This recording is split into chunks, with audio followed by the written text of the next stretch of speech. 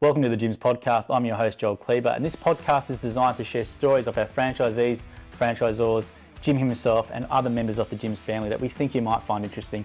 If you are researching our brand, we've got a previous back catalogue. There's so many great episodes that you can find online.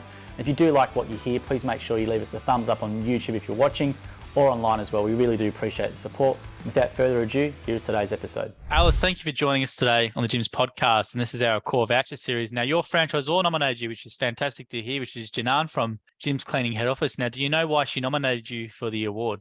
Might be to do with five-star. Yep, five-star rating. Surveys, and also really good customer service. Great to deal with is what they said on it. So that's fantastic. So I'll tell you a little bit about it. It's not a scam. So I'll tell you a bit about it. So basically what it is, it's a silver core membership. So, we've got a bunch of these for franchisees who do great work, and it gives you 2 free nights at any of your core hotel in the world. So not just Australia, and it gives you 50% of dining at any one of those hotels, and also a bunch of discounts of drinks. It's worth like $600 or $700. So it's a nice little gift as well. So you have a weekend away somewhere with whoever you want as well. So it's not a scam, it's legit, and we'll get that to you That's wonderful. after as well. So do you want to tell us a little bit about yourself, Alice? What were you doing prior to Gyms Cleaning? Well, prior to this, I already was cleaning. So I had probably at the time, not quite 8 years experience. And we were sole traders. And but we had reached a point where I couldn't escalate financially. Like back in those days, we were working under an hourly rate. And I actually didn't know there was another way of doing things. And then I stumbled on your podcast you followed franchisees around on the job sites. Yep. Look, you had me captured. Actually, I saw one of yours and I thought, oh, he's doing all right. And then I stumbled on Jim's 2 hour, that intro that he does. And what attracted me to Jim's was his values. His values about customer service. He just kept pushing that. And I really liked that. And another thing that he kept saying on that was about how the most important people are his franchisees. Because, you hear some horrific stories out there of other franchises. But, you got me captured. That was a... That was the ethos you watched. So Jim's ethos is the day That's one. And you would come and watch that in person as well. Was it better in person watching it? Yeah. Yeah. So that's how I found yous. It was just, you're scrolling through YouTube. So you're doing a great job, Joel, because you certainly have a captured audience. Well, how's it been for you then? Because it's brought you in. So how are you finding being a Gyms Cleaning franchisee? Because this is great to talk to you, Alice. I love talking to people who've been independent and then come into the gyms and the differences. So how's it been for you? Well, look, I came down for the gala in May. So that was really to celebrate being a franchisees for a year. And it's been certainly a journey of self-awakening, because when you're locked into an hourly rate, you think there is no other way, you don't actually start to question your own self-worth and about the value of service that you're actually bringing to people. So I go to training and find out, oh no, you don't do hourly rates, you do quoting, and that changes the whole dynamics of how you view the service that you say you're going to offer, and you're going to finish, and you're going to complete with 5-star rating, and then you have to put a value in terms of dollars on what you believe you are worth. Now, that's not as easily done as people say, oh, just put a quote in, because you meet up with the same opposition, where I think cleaning is still viewed as just something to fill in the time with. You're just a cleaner, it's kind of just a cleaner. Actually, no, we offer a really valuable service. And so you fight with yourself about valuing yourself when you're putting your quoting in. Glad you talked about this subject, Alice, because this is a really great point that you've made about people not thinking they're worth it, but they actually are, regardless of their service. Like with cleaning, like I've talked to a few cleaning franchisees, and the things that you do is you save people a lot of time and you reduce anxiety and stress, because the last thing someone wants to do is come home from work and then on the weekend or something and have to use all this time to clean up a house. Whereas they come back every Yeah. week or whenever they get you, the house is clean. There's no stress. I've got more time to do things. Like, you're a time saver. Like, it's not just Yeah. cleaning. And this is the thing that I've learned from talking to cleaning franchisees is hearing some of their customers' reactions and reading some of their reviews. Like, a clean home is a happy home, and you guys make it a happy home. Yeah, most definitely. And like when I approach cleaning, I'm really big on corners in the house. I don't know, I've always been, and I always think if you get the corners of a home clean, and like that's where a lot of the buildup of insect soil happens. The mop just doesn't get there. But I scrub it out on my hands and knees, and I get that corner clean. And I just think, you're kind of putting a boundary around a home, and you're sealing it with a lot of care, with a lot of attention to detail. And yeah, they don't see, your clients don't see it, but I see it.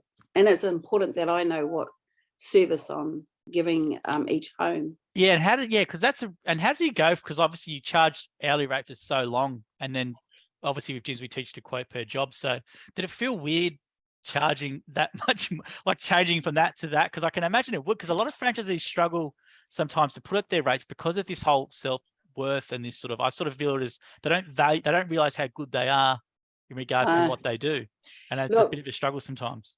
Look, I tell you, just having that kind of up to 8 years experience behind you, it held me in good stead as to know, I know what's involved here. I know how labor intensive it is to clean all those walls that you want me to do. I know how labor intensive it is to get down on your knees and clean the skirting boards, because they've never seen a clean for quite a while. So I had that behind me. So I tell you, Joel, it was really funny. My first quote, they were getting it ready for a sale. 80-year-old mum's been put in a home, so she won't let anybody in the house, including his son. It's just been neglected. And I walk in there and I'm thinking, it's never seen a duster. But I kind of knew what was involved. She wanted everything from top to toe. So that was my very first quote, and I put a quote in for 4,000. Wow. I'd never heard of that kind of money before, Joel. It just absolutely shocked me, but I did the maths in my head.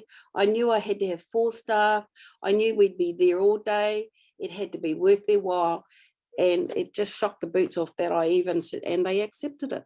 Yeah, how was that? Because because it's a weird, because I've talked to a few franchisees about this, and some franchisees, they on different scales. So some franchisees, no problem to charge that from day one. They've got that, self-confidence to do it. Whereas other people who might not have that but have the skills, it could be a weird feeling. But once you get that one away and you think, gee whiz, that I should be charging what I'm worth, and it gives you that confidence to do more and more.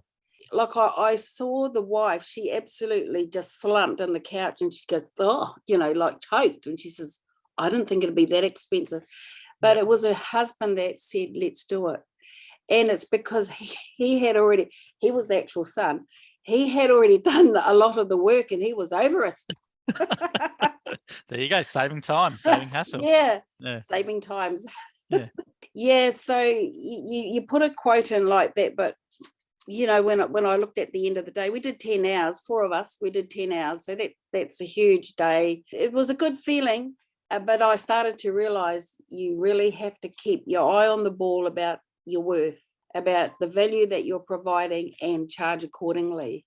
So from that job there, how did you go moving forward? Was there something you just started doing, or did you still feel a bit weird about it, or how'd you go? I don't do it easily, Joel. I really don't. Like in quoting, I'll tell you now, you win some and you lose some. But we did a bond clean the other day. There were 3 of us on site, and it absolutely blew out to 3 days. And I even I thought this is not working at all. I went back to the client and I said, I'm sorry, but I have to discuss asking for more money, because this is absolutely blowing out. And I showed her why. She had cats in the house, and I guess stray cats come in, and they'd sprayed up everywhere around the lower part of the home. And it's not a simple wipe. It actually needs scrubbing, and it just blew out. We were there for 3 days. We should have been only there we should have been gone by 4 o'clock on the first day. And how'd you go off the customer with that when you explained it to her? Yeah, she looked at me. And she said, I really can't afford you. And I just could only be silent. And she said, just go with it. But we still lost terribly.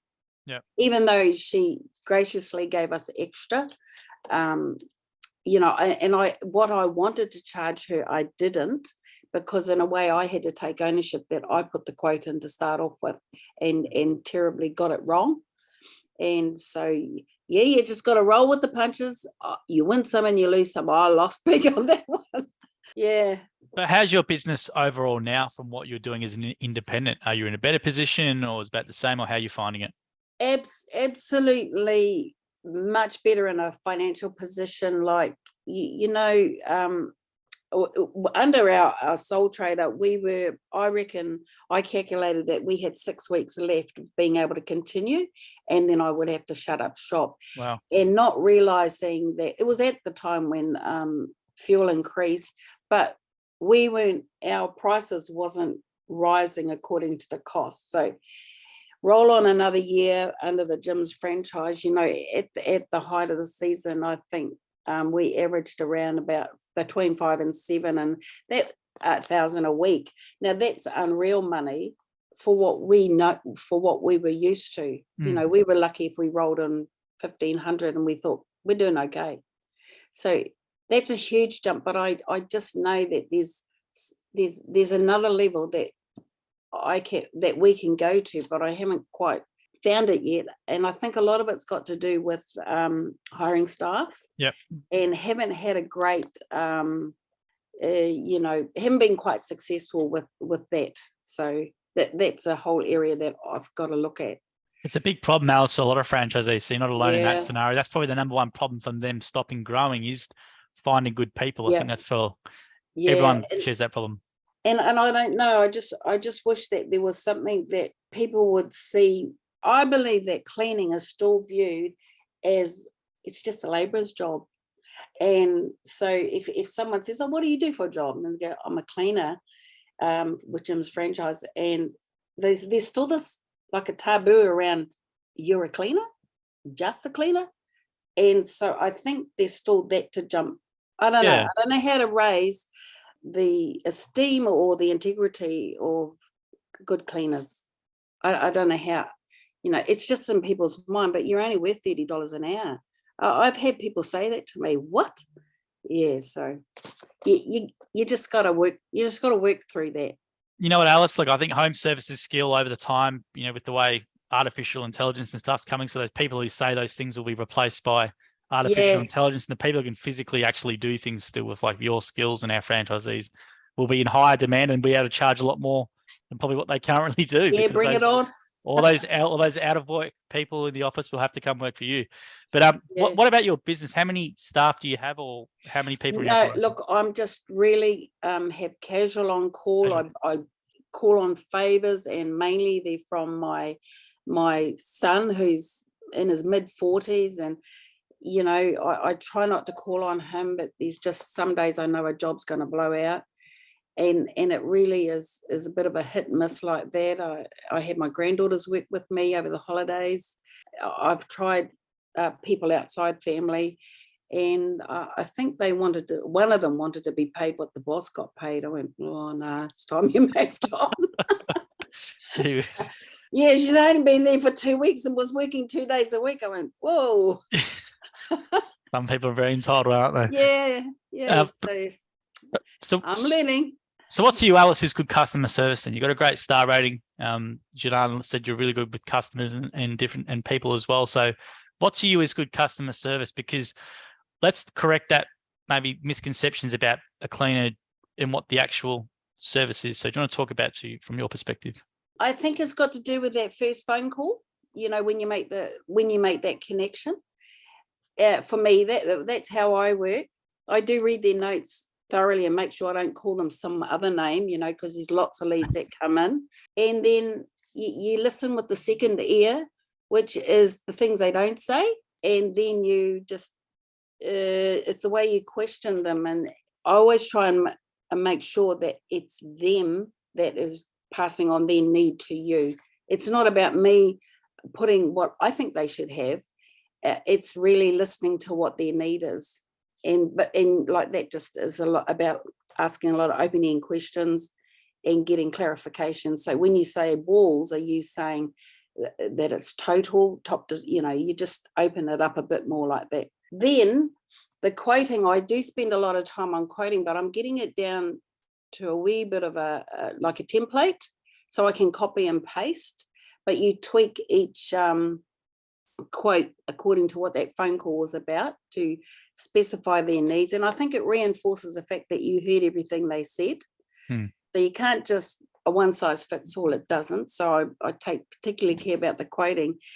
And then you arrive on site and it's really, it's really strong with me. That's what we said we would do and we will do it. There's no half pie jobs because I'm tired today. No, we promise that that's what we're going to do. So we'll stay here till it's done. That's great. If they're on site, I always try and book them, and as soon as I meet them, I says, look, we plan to finish about 4. We would love you to come and do a walkthrough inspection. And that I like to do, but it doesn't often happen because they're working. Yeah. But a walkthrough inspection is really good. And what's some of the feedback you get from your customers in real time? The feedback I get is I had one the other day, and I'd only done a third of the house, and she said, "Oh, it is good to be appreciated. I have to say, that, and I know that they're looking in the corners or they're looking in the tracks. It's those areas that not everyone sees, but they're checking, and you go, oh, glad I got that one done." Yeah. You want to talk about your method then, because that's a good point about differentiating maybe your business to maybe some other cleaners or what people might think. So do you want to talk about how much detail you go to with your cleans? Because you've mentioned it at the start about the corners and stuff, and you work your way in. Is there any other things you do? Yeah. See, like when I was under a sole trader, we had weekly and fortnight cleans. But when you've had 8 years of that, I kind of knew where I was going to be every Monday, every Tuesday, every Wednesday. I knew, and unless you're stimulated, I had reached a point where I didn't want to do regulars anymore. So we actually changed our niche, and we actually do one-off cleans, project cleans, bond cleans, spring cleans. Like one day we got asked just to come in and do 4 bathrooms. So I call that project cleaning because she didn't want any other vacuuming done, nothing else. So with the detailing, my approach is I approach every clean, even if they say, oh, I just want a general clean. Every clean, I call it a bond clean standard. Now, when you're talking about bond clean, I don't know how it is down where you are, Joel, but up here in Queensland, the property managers are really meticulous. I'm sure they go around with a white glove. And so when you say bond clean, it means absolute exacting detail cleaning. If you say you're going to clean the tracks out, that's what it means. You get in there with I use not a toothpick, a chopstick. You just put it on the end of the thing and you get into the corners of the track, for instance. That's a great little tip. So you get a chopstick and you do that. Oh, okay. Yeah, you just get your damp cloth and then you just, or a screwdriver, and you get really into the corners. You get under the sliding of a window. Hate smudges on windows, for instance. You learn how to stand at different angles and you can see smudges or finger marks. And so, like cleaning windows, for instance, I a long time ago, I stopped wiping with a cloth.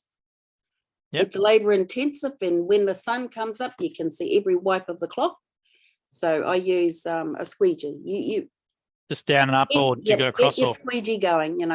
Get that happening. Get a little bit of slide in your water so that it moves freely over the glass, and you shouldn't have to go back in there touching with a cloth because you'll see it. You'll see them where you put your cloth. Just squeegee it and finish and walk away. And so that's a part of the detailing of the clean. I do have to say though, I've stopped doing oven cleans. It's because it's labor intensive, and I can honestly spend 2 to 3 hours on an oven. It's a tough gig cleaning For a those ovens. bond, yep, Yeah. for a bond clean. Whereas there's windows and there's cupboards and there's pantries to be clean. Yep. I just find that it's better use of my time, and so I use a subcontractor, and they do a far better job than I do, and they're 5-star rating too. That's a really good bit of advice there, Alice. So with the bond cleans, as you said, this is a great thing for just franchisees or other cleaning businesses in general. You've just worked it out. The ovens, you're just too labor intensive. You're better focusing on the rest of it, and you get someone in to clean that oven part only. Yep. Okay. Yeah, it truly is. I just don't think that's making good use of my time when I could be doing skirting boards or under the sink doing, a clean out of mice. There's more things to put my focus on when our subbies, our subcontractors, they come in and they've got the machinery, out comes the glass, that goes into a tank of acid, and look, honestly, it's like you just bought the oven from the shop. So look, That's why such a not good bit leave of it to advice. the experts? Yep. And I do. That's a great bit of advice, and Jim's big on that. Jim's will tell you he's not really good at many things, but he gets experts to do things for him. So that's a really good bit of advice in regards to doing that for your business. I presume that's a big problem for franchisees, but so there is actually a subcontractor who specializes in just cleaning ovens that you use. Yeah, they're oven cleaning. That's their job, And another thing is blinds. I'm talking about the aluminium blinds. Now, there's no way I'd touch them. Well, I might touch it with a feather duster, and I hate feather dusters. Yeah. But there's no way I'll touch a aluminium blind, because it's so easy to bend, and you will never get it bent back to how it originally looks. Yep. And I just said, don't do aluminium. Get the expert to do it. Yeah. And they will come in, they unscrew them, and they put them in a bath. But as a cleaner, we've got to know our boundaries about how far our expertise goes, because I tell you, we can get ourselves in a big trouble if we think we can clean an aluminium blind. Yep. And then you end up with maybe an insurance claim, because you wrecked it.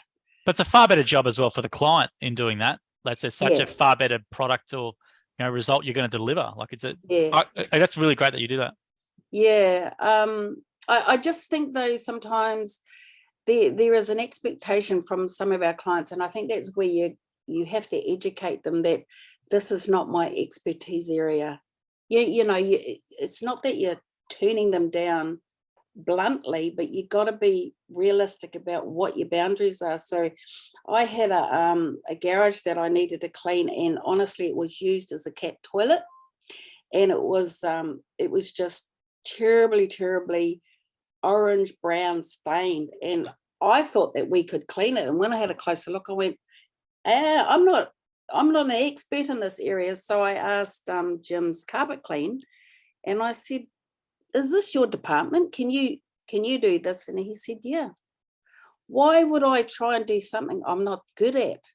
He had the machinery. He said, look, Alice, I've got this. And he had a rotating machine. And so he got extra money out of that. That was like an upsell for him. That's great. Yeah. But you're building your network as well. It's like, if you're throwing in some work, they're going to throw you some work back. And that is happening. We, like I love, well, they talk about Jim's family group, and it is. And like I take the opportunity to go running across the road to say hello to a Jim's mowing. I don't know about those Jim mowing guys. They aren't very friendly. They should be friendly. Their newsletter's called Smile and Wave. So if they're not smiling at you or waving at you, maybe tell them off. But they're supposed to be smiling and waving at you. Yeah. So with so that's great. So you've decided in your business to specialize in your business as well. Like as you said, the projects, the bond cleans, the lease cleans. Now with end of lease cleans or bond cleans, what are some things customers should know? You've just said that they're obviously really strict in Queensland with it. So how long should they wait? Should they expect, or should they plan before they can get someone? Or what are the things that agents are looking out for to make sure are done? I think they think when they ring up a cleaner that they think that you're the one-stop shop and you do it for dirt cheap. Like I'd love an owner to work alongside me for a day, and I go, okay, your job is to do the windows. See, I always put windows in as a big ticket clean, because it's internal, external, and the tracks. The tracks takes probably 2/3 of the time. The windows, the glasses can be quite easy, but I think they would fade by half a day. They'd sack me and they'd walk out. But I would love them to just see that side of the intensity of what's required to be able to hand your home back to you, and you get the tick of approval from your property manager. And I do include, for instance, when we're cleaning skirting boards, there's always about that distance along the edge of the skirting board by the floor where there's insect soil, and it's just normal because the mop don't always get there, and you actually have to do a little bit of scrubbing to get it.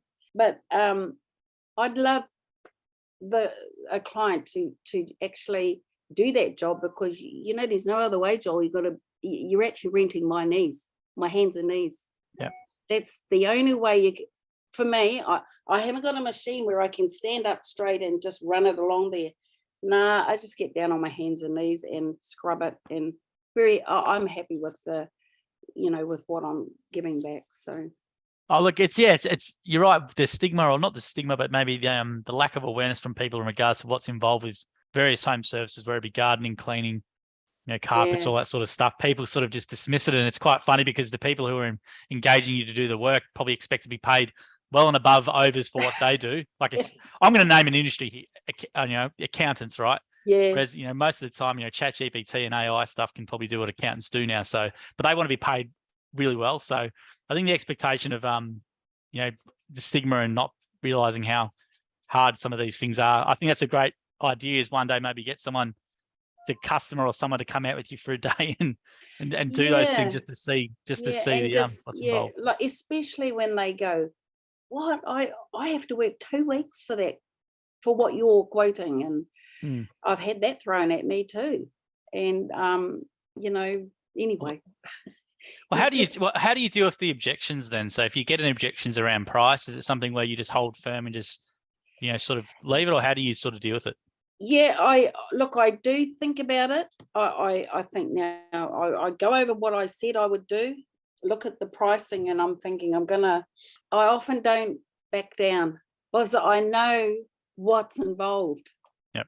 I just said, look, that's my price, and at the end of the day, it's a quote. Like, it's a quote. That's all it is. You aren't locked into it, and so they've probably got 3 other quotes. If they're going for cheap, to be fair, sometimes it would be better if they just said, I want the cheapest quote in town. And I go, well, you know what I learned on training? Jim's doesn't compete with the cheapest in town. True, exactly. I always remember that on training. Yes. Jim's does not compete with He's big on that. Yes, he's very big on that. Yeah. And I took that away from training. And I go, yeah, good on you. I hold on to that. So that's good. And how's the support been from your perspective, from head office for you? How's your franchisor support been? I should probably ask. Yeah, we get our regular calls. Sometimes I think it's probably not enough time. You just want to open out a subject, but I guess they're busy. You do the best. What we have started up here in Queensland is we're meeting informally. Like That's great. great. The last informal meeting, there was 2 gyms cleaning franchisees, and I tell you, we didn't even eat. We didn't even buy a meal. We didn't realize how starved we were about just, well, what do you do when this happens? And what about quoting? And it just, the conversation was amazing for 4 hours. So yeah, we're having another informal meet this Sunday. Yep. And like this time, we're probably just a little bit formal, and we've said, the subject that we would like to talk about is quoting, because I think we all struggle with it, Joel. We really do. Probably another good subject is staffing. How do you get good staff? I think it's quoting and staffing. Yeah, definitely the big. I think everyone's involved. Doesn't matter which division you're in. Like, it's always a struggle sometimes regarding dealing with objections and pricing things incorrectly, and not having the not knowing what your real worth is and all that sort of stuff. So it's great that you can get together with other franchisees and talk about that in person. That definitely helps. Yeah, so looking forward to that. And that's on this Sunday. So if anyone's from Queensland that might hear this, just log in and see where we are. Yep. We're meeting at the North Lakes Hotel about 1:30. That's great. Yeah. And I was going to say as well, what do you love about being in the cleaning industry? What do you like about what you do? I think just quietly, Joel, it buys into my own value system. And so I'm Māori, I'm tangata whenua from New Zealand. And a big part of our cultural integrity is around what we call manaakitanga. Now, manaaki is, just to simplify it, it's about the diligence that you show and how you care for people. So our mother brought us up around, she just taught by action how to manaaki people, how to care. And care is, to how you present a cup of tea. Like, we didn't have a lot of money, but she would always have a cup of tea and bread that she baked herself. It's just small, but it's manaaki. So for me, I think cleaning, it meets my need to live by my values, my cultural values, which is the manaaki, and that's the detail and caring for people. And I can do this by caring for your home. So how long have you been in Australia for? Actually, I probably should ask. Oh, look, probably getting close to 20 years now. Wow. Yeah, same old story, prior to that, I had a contract in China, and I called in on the way to home to see my son, and he just out of the blue said, "Oh, have you got a job back home, Mum?" No. He said, "Well, why don't you get a job here?" So I never left. It's quite a common story. Yeah, I've heard that often. Oh, still here. But Australia's been good to me. It's been good to my family. Both my sons are here, and all my grandchildren have been born here. That's great. That's great. Yeah. So Alice, thank you very much for joining us today. Lots of really good information. It was really pleasure. It was great to meet you and to hear you're really happy with everything you're doing. And you provide some really good insights, which are really good in regards to which will be helpful to franchisees and other people as well. We're going to get you this silver core membership. So basically it's going to come to you via an email. Don't delete the email. It's not a scam. And it'll ask you to create an account, and then you'll get a physical card in the mail. It takes probably a couple of weeks to get to you, but it's 2 free nights at any Core hotel. So it'd be some nice places up in Brisbane if you want to do that, or go anywhere you want. You can do it. Plus there's up to 50% of dining bills as well. So there's a whole bunch of restaurants where you can get it. Jim's used it a few times down here, and it does give you good discounts. So that's fabulous.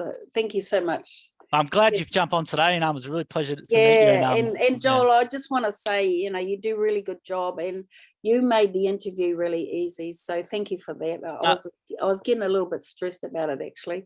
Yeah, and I do. You made it easy, so thank you. No, thanks for that, Alice. And it can seem like I forget because I do this all the time. So for me, it's just like whatever. But like I understand it can be intimidating for a franchisee, or someone else coming on. But I'm glad you found it enjoyable, because it's more as a platform to share stories about great people like yourself in gyms, because we've got so many good stories from different backgrounds and insights and stuff. And the stuff you've said today is really, really unique, I think. And it's great to be able to get your face online. We're going to put it on social media with a few clips, and you might get your family or something seeing you and sending it to you. So, but no, it's great to be able to share your story. And great to meet you. Thanks so much, Joel. Thanks, Alice. No worries. It's been great. Thank you. That's great. Thanks, Alice. See ya. Yeah. Thank you for listening to the episode of the Gyms podcast. If you want to learn more about the Gyms Group, head to gyms.net or call us on 131 546 Australia or 0800 454 654 New Zealand. And if you did like the episode as well, please make sure you leave a review or a comment, or a thumbs up or a comment on the video as well. We appreciate your support, and until next episode, we hope you have a great week.